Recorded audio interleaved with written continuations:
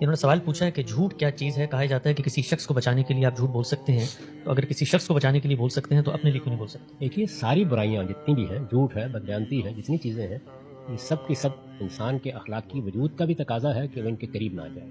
اور اللہ کے دین میں بھی ان سب کو برائی قرار دے دیا گیا ہے. اللہ تعالیٰ نے قرآن مجید میں اس کو واضح کیا ہے, رسول اللہ صلی اللہ علیہ وسلم نے اپنے ارشادات میں اس کو واضح کیا ہے. یہ سب برائیاں ہیں. جھوٹ بہت بڑی برائی ہے, اس سے آدمی اپنے آپ کو جتنا بچا سکے اس کی کوشش کرنی چاہیے. یہ بنیادی بات ہے. جتنی چیزیں بھی دین میں حرام قرار دی گئی ہیں, جتنی چیزیں بھی, یعنی یہ اخلاقی حرمتیں ہیں, جیسے جھوٹ ہے, جیسے بدبیانتی ہے, جیسے رشوت کھانا ہے, یہ اخلاقی لحاظ سے حرام ہے. یہ سب چیزیں حرام کا مطلب ہے کہ یہ پروہیبٹڈ ہے, ممنوع ہے, ہمارے دین میں ان کی گنجائش نہیں ہے. اسی طرح بہت سی چیزیں کھانے پینے کے لیے حرام قرار دی گئی. اللہ تعالیٰ نے بتایا ہے کہ تمہارے لیے طیبات حلال ہیں اور خبائث تمہارے لیے ممنوع ہیں, جتنے بھی ہیں.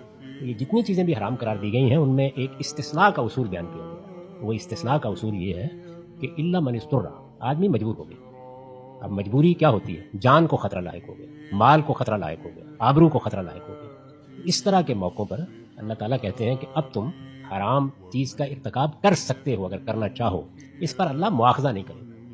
تو اس کی مثال یہ دیکھیے کہ آپ دروازے پر کھڑے ہیں, کوئی آدمی بھاگتا ہوا آ رہا ہے یا کوئی عورت آ رہی ہے بھاگتی ہوئی, اور آپ کو معلوم ہوتا ہے کہ اس کے پیچھے کچھ گنڈے لگے ہوئے ہیں, تو آپ اس کو اپنے گھر میں داخل ہونے دیتے ہیں اور ان کو کہہ دیتے ہیں کہ یہاں کوئی نہیں ہے. تو یہ آپ نے کیا کیا؟ یہ جھوٹ تھا, لیکن یہ جھوٹ اب مواخذے میں نہیں رہا. اللہ اس پر مواخذہ نہیں کرے گا, بلکہ اگر اس موقع پر آپ سچ بولتے تو آپ غلط کرتے, کیونکہ اب اس عورت کی عزت یا اس مرد کی جان جو کچھ بھی خطرے میں تھی اس کو بچانا زیادہ ضروری ہے. تو صحیح بات یہ ہے کہ رسول اللہ صلی اللہ علیہ وسلم نے اس کی اجازت دی ہے. یہ معاملہ آپ سے متعلق ہے, یہ معاملہ کسی دوسرے سے متعلق ہے, اسی اصول پر ہوگا.